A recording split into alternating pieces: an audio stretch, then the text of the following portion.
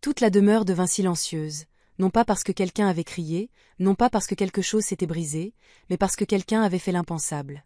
Au centre du grand salon, sous le lustre doré étincelant, mademoiselle Clarissa, la célèbre fiancée du milliardaire, leva la main haut et fort, prête à gifler une autre domestique comme elle le faisait toujours. Tout le monde se figea. Les cuisiniers, les femmes de ménage, les gardes près de la porte. Même le majordome cessa de respirer un instant. Ils savaient tout ce qui allait arriver. Clarissa giflait toujours quelqu'un quand elle était en colère. Et aujourd'hui, elle était très en colère. Mais quelque chose d'étrange se produisit. Une main attrapa son poignet. Pas doucement, pas avec peur, mais fermement comme un petit arbre refusant de plier dans une tempête. C'était la nouvelle domestique, Amaka. Une fille tranquille. Une fille qui n'était arrivée que 2 jours auparavant. Une fille dont personne ne s'attendait même à ce qu'elle lève les yeux. Encore moins à ce qu'elle retienne la main de la fiancée du milliardaire devant tout le monde. Mais elle était là, tenant la main levée de Clarissa, refusant de la laisser retomber. Tous les employés haltèrent. « Quoi ? Qu'est-ce que tu crois faire ?» cria Clarissa, choquée et tremblante d'incrédulité. Mais Amaka ne lâcha pas prise. Sa main resta ferme. Ses yeux restèrent calmes. Et puis, à l'insu de tous, le milliardaire lui-même, M. Chica Anderson, se tenait juste à l'extérieur du couloir, revenant des toilettes. Il s'arrêta de marcher. Il entendit le bruit. Il tourna lentement la tête. Puis il le vit. Sa fiancée essayant de gifler une domestique et la domestique l'arrêtant. Chica ne bougea pas. Il ne parla pas. Il regarda simplement, son cœur battant plus fort parce que quelque chose en lui se réveilla enfin. Et les prochains mots que Clarissa cria ébranlèrent toute la maison. « Lâche-moi. » J'ai dit, lâche-moi maintenant. Mais la prise d'Amaka ne bougea pas. Cet instant, cet unique instant allait tout changer. Et puis un halètement bruyant résonna dans la pièce parce que quelque chose d'encore plus choquant se produisit ensuite. Clarissa essaya de retirer sa main, mais elle ne put pas. Son visage devint rouge. Ses yeux s'écarquillèrent. Elle lutta plus fort. Toujours rien. Tout le monde fixait la nouvelle domestique avec incrédulité. Et depuis le couloir, Chica murmura pour lui-même. « Quoi ? Quel genre de femme ai-je prévu d'épouser ?» Et juste au moment où il s'avançait, quelqu'un d'autre entra derrière lui. Quelqu'un qui n'était pas censé être là. Mais avant d'en arriver à qui c'était, nous devons revenir au tout début.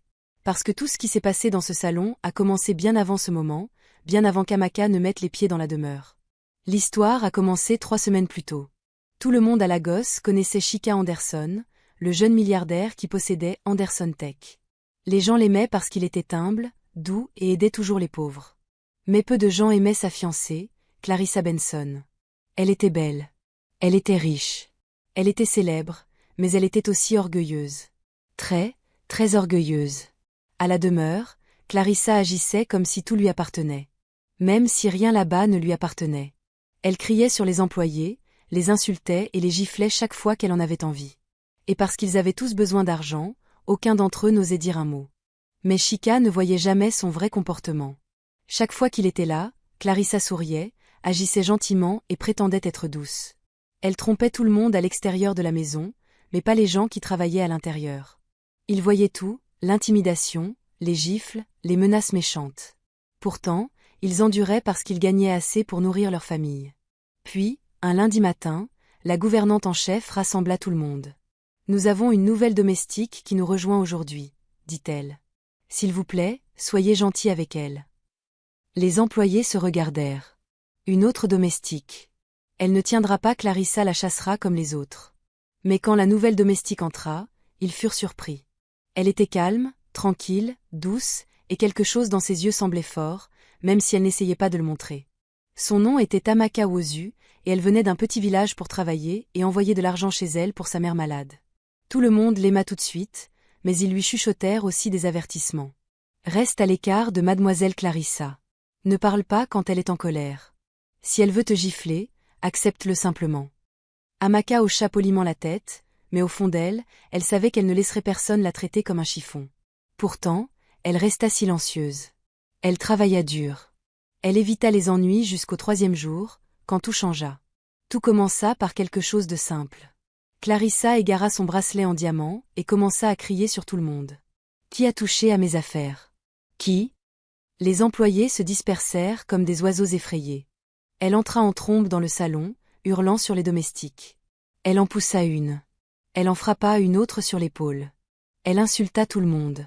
Des gens inutiles, vous tous. Puis ses yeux se posèrent sur Amaka. Toi, la nouvelle, viens ici. Amaka s'avança lentement. As-tu touché à mon bracelet? Cria Clarissa dans son visage. Non, madame, dit doucement Amaka. Le visage de Clarissa se tordit de colère. Tu oses me répondre? Avant que quiconque ne puisse cligner des yeux, Clarissa leva la main pour la gifler. Tout le monde détourna le regard, trop effrayé pour regarder. Mais quand la gifle descendit, elle n'atterrit pas parce que la main d'Amaka bondit et l'attrapa. Ferme, stable, inébranlable. Ce fut le moment où toute la demeure se figea. Alors que Clarissa luttait pour libérer son poignet, choquée et embarrassée, quelque chose se produisit derrière eux tous. La personne qui entra derrière Chika, celle qui fut témoin de tout, dit à voix haute, « Alors c'est comme ça que tu traites les gens. » Tout le monde se retourna. Le visage de Clarissa s'affaissa. Le cœur de Chika s'arrêta parce que la voix appartenait à quelqu'un qui avait le pouvoir de tout révéler, et cette personne était la dernière personne que Clarissa voulait voir. La pièce se figea. La main de Clarissa était toujours prise dans la prise ferme d'Amaka et ses yeux s'écarquillèrent lorsqu'elle se tourna vers l'embrasure de la porte. Debout à côté de Chika, les bras croisés, les sourcils levés, se tenait Mama Titi, la femme qui avait formé Clarissa quand elle était plus jeune. Les gens disaient que Mama Titi était la seule personne que Clarissa craignait. Non pas parce qu'elle était méchante, non, mais parce que Mama Titi lui disait toujours la vérité sans peur, même quand Clarissa détestait l'entendre. Mama Titi, balbutia Clarissa. Sa voix devint soudain petite. Mais Mama Titi ne sourit pas. Elle ne cligna pas des yeux. Elle regarda simplement Clarissa. Puis Amaka, puis de nouveau Clarissa. Alors c'est ce que tu es devenue, dit doucement Mama Titi. Sa voix était douce, mais elle résonna comme le tonnerre dans la pièce. Les employés baissèrent la tête. Même Chika semblait choquée. Clarissa libéra finalement sa main d'un coup sec et recula, essayant de retrouver sa fierté. Cette fille m'a attrapée en premier, cria-t-elle en pointant Amaka. Mais Mama Titi secoua lentement la tête. J'ai tout vu, dit-elle. Et lui aussi. Elle inclina la tête vers Chika. Le cœur de Clarissa tomba comme une pierre. Les yeux de Chika étaient froids, plus froids que quiconque ne les avait jamais vus. Mais il ne parla pas encore. Il resta simplement là, regardant la femme qu'il pensait épouser, la femme qu'il pensait connaître. Tu m'as promis que tu avais changé, dit Mama Titi. Tu m'as promis que tu travaillais sur ton attitude. Clarissa avala difficilement. Je le fais, dit-elle rapidement. Mama, tu sais que j'essaie, mais... Mama Titi leva une main pour la faire taire. Essayez en giflant les employés, en insultant tout le monde, en t'embarrassant devant ton futur mari. Les employés baissèrent de nouveau les yeux. Certains ressentaient de la pitié pour Clarissa. D'autres pensaient qu'elle méritait enfin ce moment. Amaka s'éloigna discrètement, les mains jointes, les yeux baissés. Elle ne voulait pas d'ennui. Elle voulait seulement du respect. Mais Clarissa n'en avait pas fini. Elle pointa de nouveau Amaka. Cette fille m'a manqué de respect. Pourquoi tout le monde la défend? Ce n'est qu'une domestique. Cette déclaration changea l'atmosphère. Lentement, les yeux de Chika se levèrent. Sa voix était douce mais lourde. Personne dans cette maison n'est juste quoi que ce soit. Clarissa le regarda, stupéfaite. Mais il n'avait pas fini. Tout le monde ici a une famille. Tout le monde ici a des sentiments. Tout le monde ici travaille dur, et chacun d'eux mérite le respect. Clarissa cligna rapidement des yeux. Le père de Clarissa, chef Benson, entra dans la demeure d'un pas lourd. C'était un homme grand, à la peau sombre, âgé, avec de larges épaules et des yeux fatigués. La sueur coulait sur son front comme s'il s'était dépêché d'arriver. Son visage portait quelque chose de plus que de la colère. Il portait la peur. Une vraie peur. Les employés s'inclinèrent discrètement. Mama Titi s'écarta. Chika resta ferme, attendant, mais Clarissa, le corps entier de Clarissa se figea. « Papa » murmura-t-elle. Chef Benson ne la regarda pas en premier. Il regarda droit vers Chika. « Monsieur, je sais que vous ne voulez pas d'ennui aujourd'hui, » dit-il d'une voix tremblante. « Mais je vous en supplie. Nous devons parler immédiatement. » Chika fronça les sourcils. « Que se passe-t-il » Chef Benson avala difficilement et se tourna vers sa fille. « Clarissa, pourquoi ne lui as-tu pas dit » Clarissa secoua rapidement la tête. Elle recula. Sa voix se brisa. « Papa, non. Pas ici. Pas maintenant.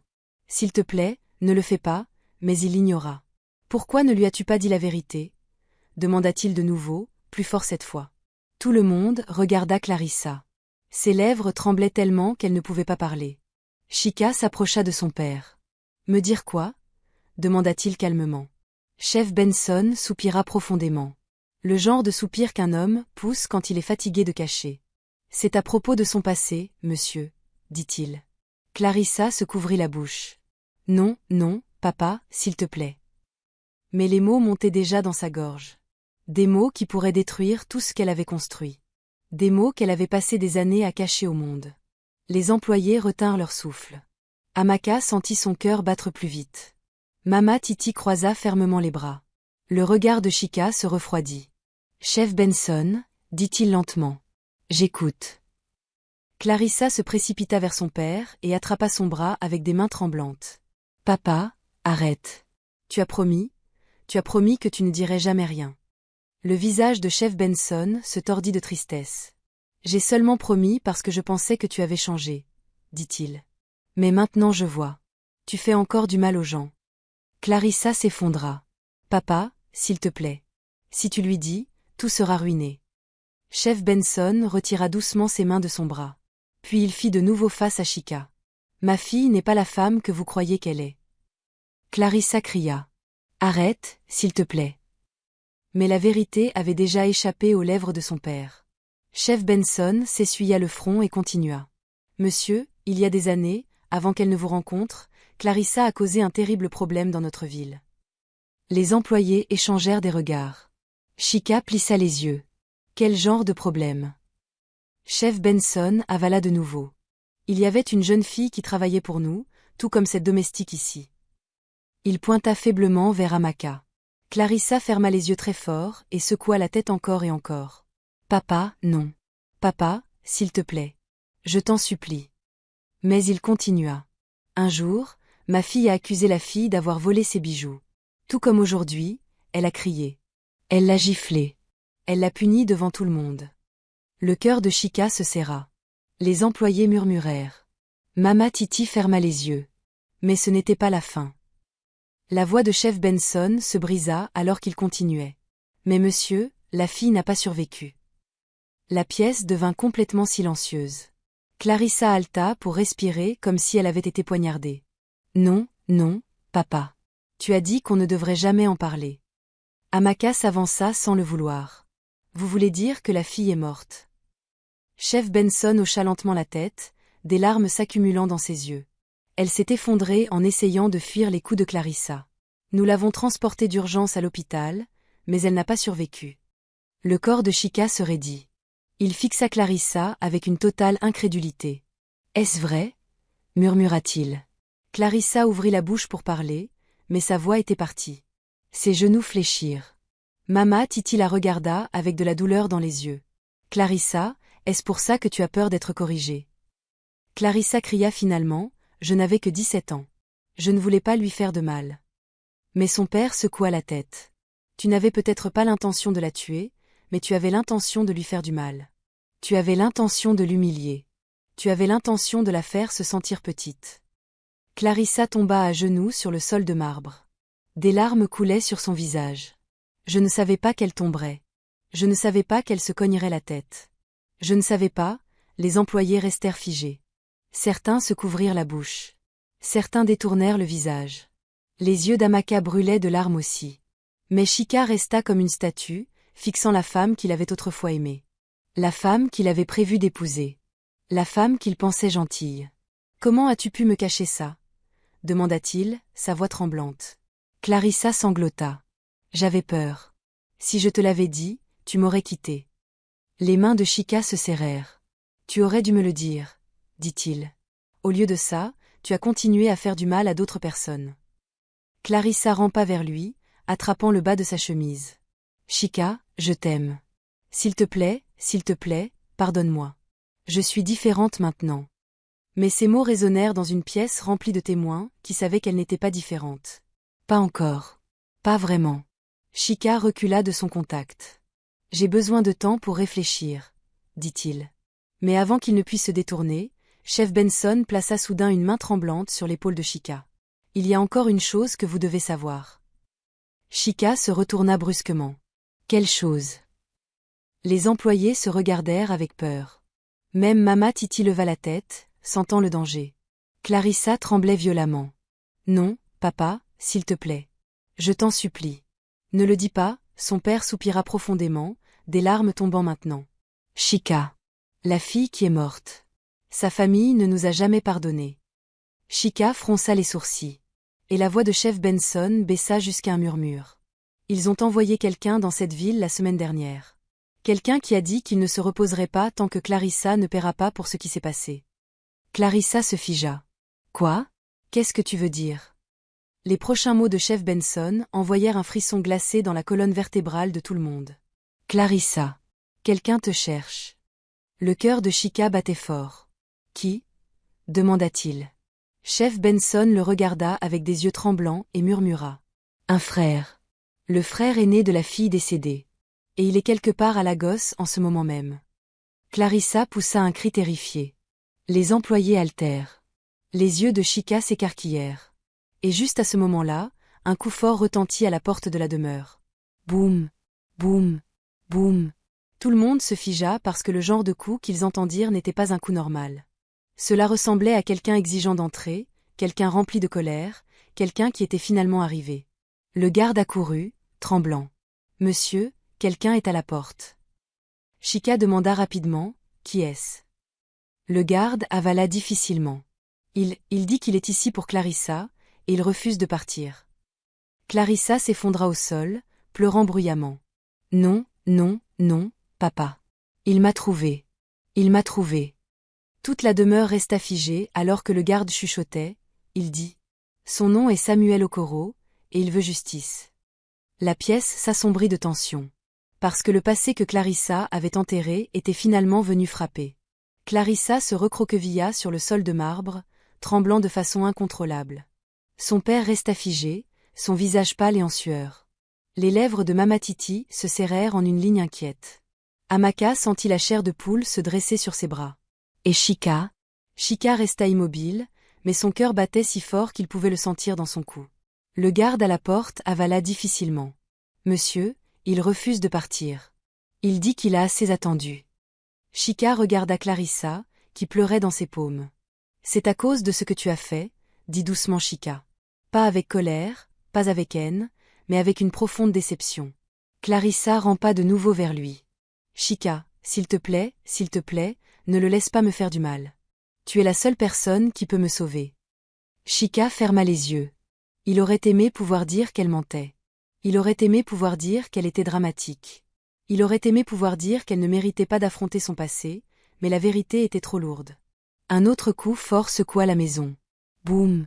Le garde jeta un coup d'œil à l'extérieur de nouveau, puis claqua rapidement la porte. Il est très en colère, monsieur.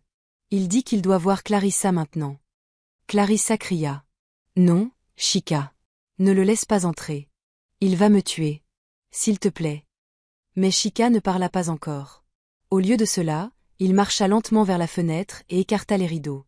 Dehors, un homme se tenait devant la porte. Il était grand, avec de larges épaules, des yeux durs.